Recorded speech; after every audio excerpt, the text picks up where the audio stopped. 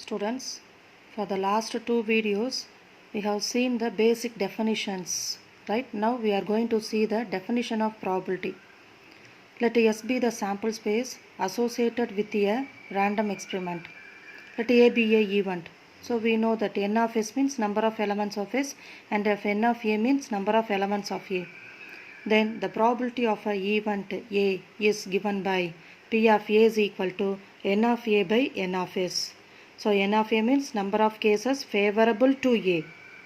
N of S means exhaustive number of cases in S, that is total number of possible outcomes, right? N of S. So P of A means N of A by N of S. So next we are going to see axioms, that is results. Let S be the finite sample space, P of A be the probability of a event A. Now first one, for any event A, P of A is greater than or equal to 0. That is, the probability of an event must be greater than or equal to 0. It won't be a negative value. So it is called non-negativity axiom. So students, for any event A, the probability should be a greater than or equal to 0. Right? The second one, for any two mutually exclusive events. So you know that mutually exclusive means whose intersection is a empty set. So P of A union B is equal to P of A plus P of B. So in 10th standard we have studied N of A union B equal to N of A plus N of B minus N of A intersection B. In the same way, probability of A union B means P of A plus P of B minus P of A intersection B. Since they are mutually exclusive, the intersection portion is 0. Therefore, this is called additive axiom. So, P of A union B is equal to P of A plus P of B is called additivity axiom.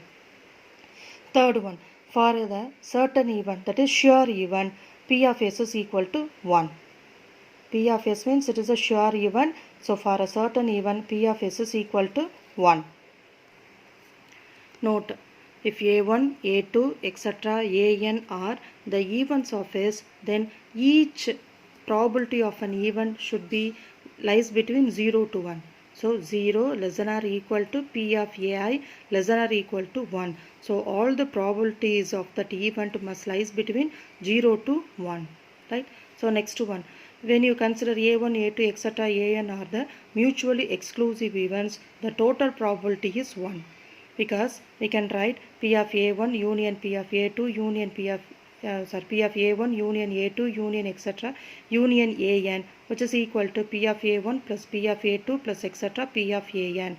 Since they are mutually exclusive even, by additive axiom we can write this, right? So total probability is 1. So P of A1 plus P of A2 plus etc. P of An is equal to 1. Can go for exercise, students. Exercise 12.1, first sum. An experiment has the 4 possible mutually exclusive and exhaustive outcomes A, B, C, D. Check whether the following assignments of probability are permissible. Right? See the first sum. P of A is equal to 0.15, P of B is equal to 0.30, P of C is equal to 0.43, P of D is equal to 0.12. According to the axioms, the first one, all are positive, right? So here we have P of A is greater than or equal to 0, P of B is greater than or equal to 0, P of C is greater than or equal to 0, P of D is also greater than or equal to 0, right? So I am going to find the sum, that is P of S is equal to, what do you have? P of A plus P of B plus P of C plus P of D, that is we are going to calculate the total probability. So when you add, what do you get? 0.15 plus 0.30 plus 0.43 plus 0.12. So when you find the value, you will get the answer as 1. So all the probabilities are positive and the total probability is 1. Therefore the assignment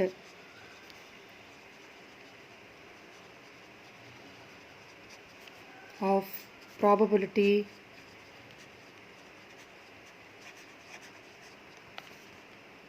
is permissible.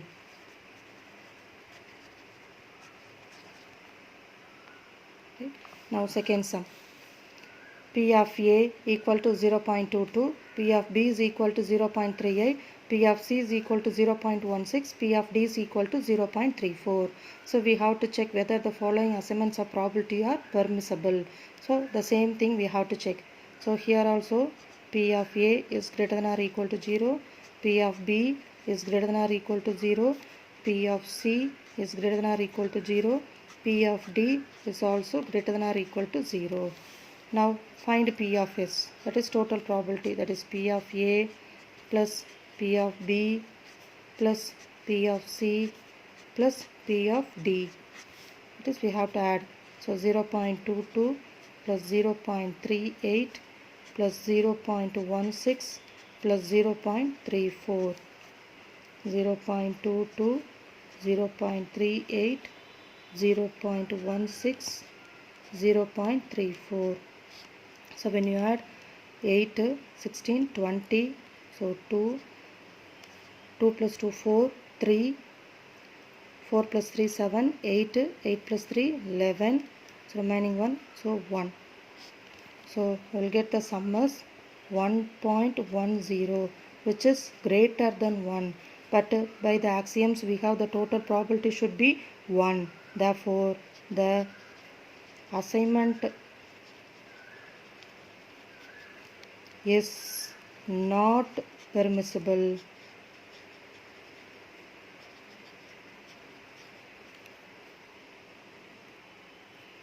Third one, P of A is equal to 2 by 5, P of B is equal to 3 by 5, P of C is equal to minus 1 by 5, P of D is equal to 1 by 5.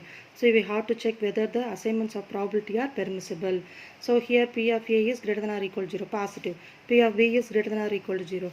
What about P of C, which is less than 0? So here P of C is less than 0.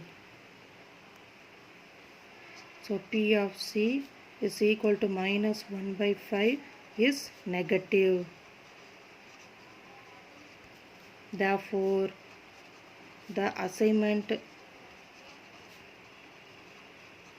is not permissible.